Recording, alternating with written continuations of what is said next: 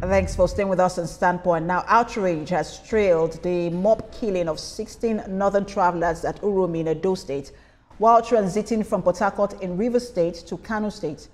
It was gathered that the victims were hunters who were returning home for the Salah celebration. President Bola Tinubu has condemned the murder of the hunters, directing the security operatives in the state to go after the killers and bring them to justice. The president also ordered that a thorough investigation should be conducted with the culprits brought to book. Now, lawyer and human rights activist Tony Dania joins me live for more on this. Good to have you join us. Good morning.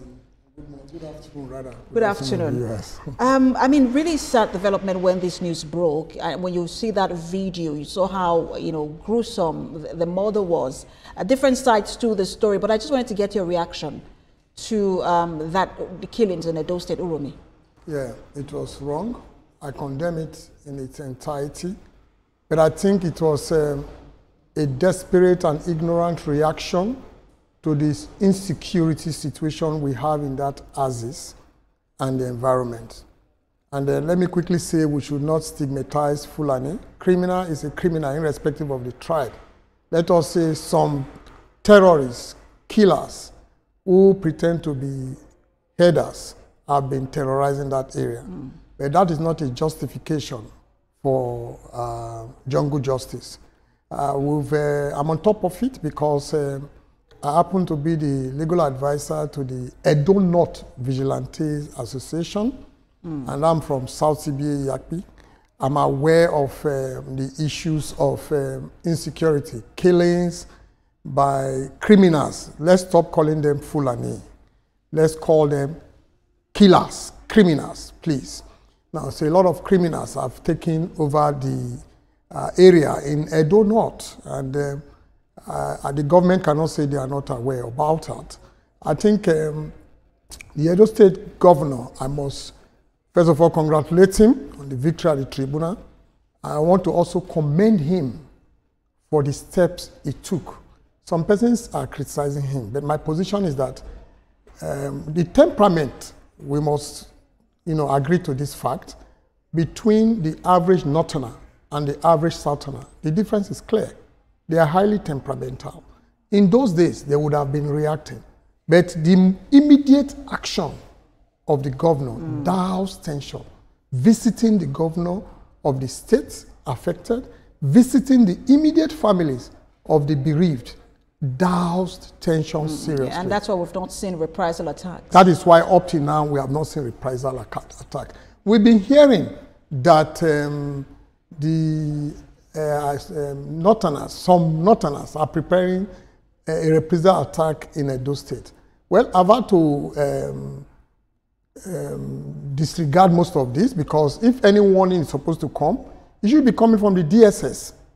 It should be coming from the Nigerian Intelligence Agency. Should be coming from the police. And then, again, the DSS cannot say they are not aware of such posts. They have not reacted, and that is wrong. They should be able to tell Nigerians that this is not true, and then there is nothing like that. It's causing unnecessary tension in Edo State.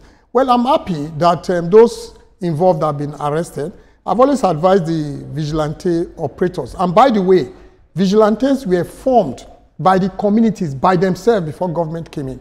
When Edo State government, after the inauguration of the current governor, he disbanded vigilante, set up an Edo State security network. Now, that is a good one. But the person he put in charge, I must say openly, is not right. He's not the right person for it. We have practiced. We know him. There are a lot of qualified, objectively qualified servicemen. Is that not the person that has now been removed? That is the person that has been removed. I've been criticizing him right from time. It's like those who advised the governor to appoint him did not advise him properly. Immediately he came in, he said, all your arms, bring them. And we have had the current director of DSS say it openly, that look, there are some arms you can have, and you can defend yourself. Take note that this is not a justification for what they did in Uromi. What they did in Uromi is not a self-defense. Some travelers were apprehended and suspended to be killers, criminals. And instead of them to be taken to the police... Exactly, because I have a lot of questions arising from what you have said, because... Yes. At what point did we miss the idea that when you suspect that someone is a criminal, the first thing you do is to hand them over, report and hand them over to the police, and not to take laws into your hands. Exactly. Because, like I said, I'm a legal advisor to the Edo North. It's outside Uromi. Now, I've always advised, when you apprehend, because they fear too, allegedly, that the police usually compromise when they take this suspect to them. So you have done the video, you've arrested them, everybody is aware. Take them to the police. Don't touch them. That is the advice I've given. When you make any arrest, make sure everybody is aware by posting it. Send the culprits or the suspect to the police. Don't touch anybody. Don't manhandle anybody. Don't beat anybody. Leave it to the police. But the public is already aware that you've arrested some persons suspected. So the police will owe it to a duty to the public to clarify whether they were actually criminal or not, subject to the investigation they have conducted.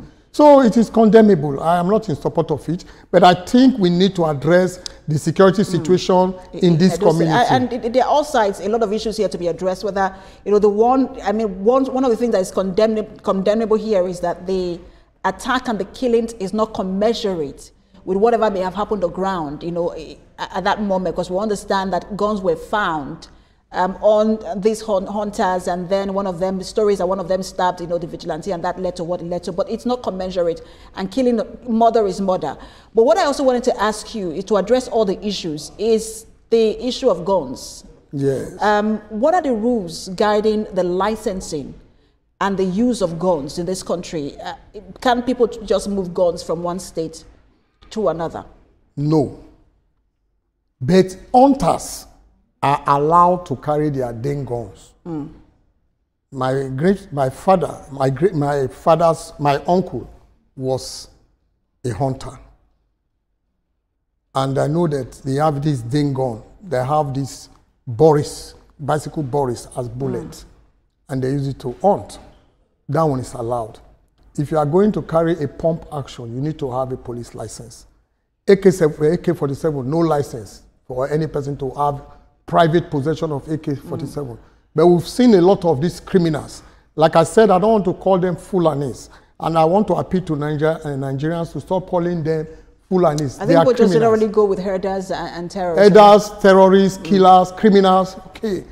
So, but you see some of them in some of the videos we have seen in the past and currently, brandishing AK-47. Where did they get this from? So to re-echo. But you can move traditional guns, which are the dang guns. The dang guns. You can move them so you can travel with your dang guns from one state to the other. Yes. Before, it is the desperation and the fear and the frustration that made, and ignorance that caused this issue, the massacre in Uromi. Because these persons were with dang guns. Fulanis, the criminals, the killers, they don't carry dang guns. They carry AK-47. That's what they go about with. And then the vigilante have been trying their best to curtail this. And then back to the Edo State Security Network, immediately they resume, they asked the vigilante to return all their arms. These were arms that were acquired by the vigilantes themselves, to return them. Immediately those arms were returned, criminal attack escalated. At least I know of Edo State. You see S-men going to the farm, people were being kidnapped. The road, there is an alternative road leading from the Edo North to Benin. The main road, the major road had issues. I think they have repaired it now. That road used to be unpassable, the alternative road. But they kept military there. Every pole, you see military. So it was now fine to pass. You can drive there in the night. So I don't know what now happened. So the governor is supposed to look into it. The way the the vigilantes were disarmed was wrong, and the arms was never returned. So, and in every group, there is always a Judas. Even among the vigilantes, even among the military, we have informants. Military men have been arrested for passing information to Boko Haram. So, if the vigilantes were disarmed, the criminals would definitely know. Even if you are not going to use your arm, the fact that you have arm and the intruder is aware you have arm will make the intruder to be afraid to come close to you or to come and attack you first. But shouldn't there be training? Because one of the things, one of the reasons I was asking you that question about the rules of licensing of arms and use of it, or the law that guides licensing and use in Nigeria, is, because the reaction from the vigilante, first of all, was because there were guns in the vehicle, according to what we heard, in the vehicle that was transporting the hunters. And so that's one of the things that we're reacting to, again, arising from insecurity in that region. And so just speak generally to the gaps in the vigilante structure in Nigeria, because there seem to be a lot of gaps where they have not been properly trained and acquainted with the laws and rules that guide security. That is what I expect the governor to do. The governor has been doing well, but I think those advising the governor, what the first step is, after taking a census of the members of the vigilante, officially recognize them, assign training to them, how to use arm, how not to use arm, how to apprehend somebody with arm without killing the person except it's absolutely necessary to defend yourself, how to cooperate with the police. They have been cooperating with the police, but many of them were not trained. They just carry pump action, get license, and they, start working as vigilante. They are not trained. They need to be trained. Some of them cannot administer elementary first aid. They need to be trained on that. The idea of not attacking first, like a police will not attack you first unless it is professionally. They are not supposed to attack you first unless it is absolutely necessary to save you or to defend themselves. So all these are supposed to be put in place. And then no proper communication, because I gathered from a video, somebody who said he was the driver of the vehicle that conveyed those deceased, confirmed that he was arrested, handcuffed, and taken to the police division closest to that place. And then that brings me to the issue of police. Communication matters. They cannot say they didn't hear that such commotion was going on in town. It takes a while to bind, tie people to tires. I mean, burn 16 them, people kill them. I mean, that takes a lot of time. I don't know. I don't understand. So maybe that is another issue for discussion. Police will have their own, issues and challenges that they cannot talk about openly.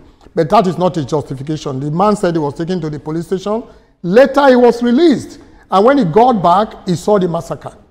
So I am very sure he must have told the police, if it is true that he was taken to the police alive, he must have told the police that, the other persons I carried, we are carrying their guns. This vigilante group have, taken them. Police ought to rush to that place.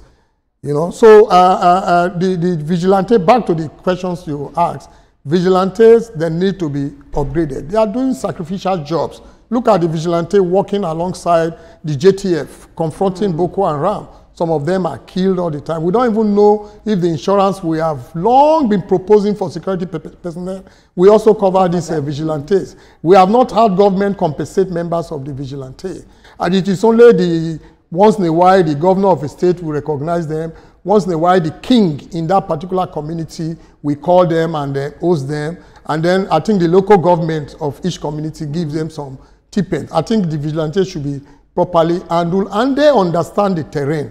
And I gathered Edo State is trying to get existing vigilante group to cooperate with the hunters now, the local hunters. They understand the bush. And wouldn't that be very good for intelligence gathering and first response? Yes, I think, like I said, this training, you need to let the vigilante and the hunters and other such bodies to know that they are sources of intelligence. But they are seeing themselves as a body that can confront, as a body that is like soldiers who are going to fight. No, yes, you can complement the operational effort of the security agencies personnel like DSS, police, and the rest, but don't see yourself as such force. We need to disabuse their mind and give them reorientation that they are not security forces. They are sources of intelligence gathering. So if you hear anything, pass the information across. And then they understand the terrain. If there's a criminal among them, police, for example, in my own community, the police will call and say, so person has committed an offense. The vigilante will go fetch that person and take the person to the police. So there have been this cooperation between the vigilante and the police. But the Edo State, and I want to re-echo what the current director of DSS said, there are certain arms you can get license to use and you can protect your community. He said it openly, that you can protect your community. He made references to some communities where Boko Haram cannot enter because the members of the community decide to take their defense into their hands. They didn't wait for the military or the police. So that is encouraging, but you see, people are negatively exploiting that. What it meant is that you can defend yourself if you are legitimately. Not go on attack. Yes, they don't go on attack. But because of time, I wanted to ask you, you said something earlier, and because people, the fear in that community. Yes. And then sometimes you report, hand over some of these suspects to the police, and then it feels like, some members of the police community are also compromised. Because again, the basic issue is that there is pent-up anger, and it's not just in Uromi, around Nigeria, and there is a sense or a trust deficit in the justice system where people feel, look, there is justice delayed. I will know that they will always say justice delayed is justice denied. How do we address those issues that make people want to take laws into, it is wrong to do it, but there is a reason that people are taking laws into their hands, and it's because they feel they will not get justice. Yes. How do we address that? It is an holistic approach, because so many Nigerians are frustrated by what is happening in justice system, what is happening among the security system. A client have told me that he was taken from his place and taken to a place in the forest.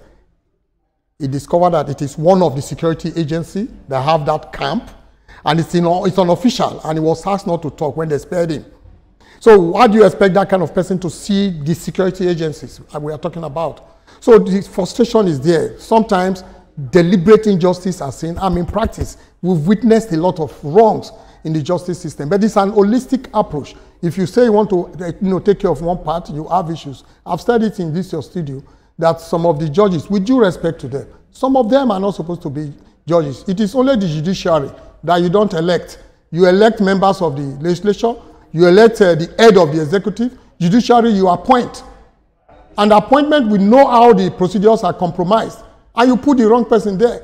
We have people who do the exam and confess. Their name is not even among those taken. We have senior judges and retired judges. Their children are judges. So we will continue to have that problem. If the president is bold enough to set up a committee today to investigate the appointment of judges and magistrates in the country, not less than 25 will find their way out. I'm telling you. So when you take care of that, you now come to the security agencies themselves. You see a lot of funny things happening among the police. With due respect, I prosecuted the highest police fraud case in Nigeria, but I am telling you that there are a lot of issues within the police. You see, some police have secretly called me, come and take this matter. They want to cheat this man. They want to compromise. And I know you will not allow it. I have such matters that I'm doing. So the issues is also within the police. You are doing one matter in one command. Next thing is the suspect will write, settle, obviously settle. I have circumstantial evidence shows that they must have settled. The matter is transferred. The IG has given a directive that don't transfer matters inordinately again. I am aware of that. It is to check such things. A matter happened within your division at Ikoyi, and then you want to go and do it at Zone 2. You want to go and do it at Abuja. And when you pay, you will get it. You see people coming from Abuja to come and arrest people in Lagos. We have a Lagos State Police Command. We have a Lagos State Criminal Investigation Department, Panti, Yaba. We have divisions closest to the place of incident. When will we learn? And again, you will not blame some of them when they discover that the particular police where they were taken to at first want to compromise. They move it around. The solution is what we should be looking at. There are lawyers who are ready to do pro bono services. Let a lawyer look at the books of every division. 2, 3 lawyers within that division, they will volunteer, senior lawyers, come out and say, yes, I want to look at what they are doing, and give advice, and such advice will be taken. I did my youth service at Alagmo. I know that you give legal advice, and the legal advice would bind any command, any police. But I was not a policeman, so I was bold to give legal advice the way it should be objectively. But you see, if it's a policeman that is a legal advice, he takes instructions instead of looking at the document and advice objectively based on the document. We have a long way to go, but I know that we can achieve it. I guess this is also a wake-up call for the National Orientation Agency in terms of educating and enlightening Nigerians on what to do in sets, because we don't have that gap is there where people need to know how to respond to certain situations. Don't take laws into your hands. Always ensure you hand over people, criminals, suspected criminals to the police authority. Thank you so much for your time. This is a huge conversation. I wish we could have it. Time don't go now. Yes, that's how time flies. Thank you so much, lawyer and human rights activist Tony Dania. Thank you. Always a pleasure to have you.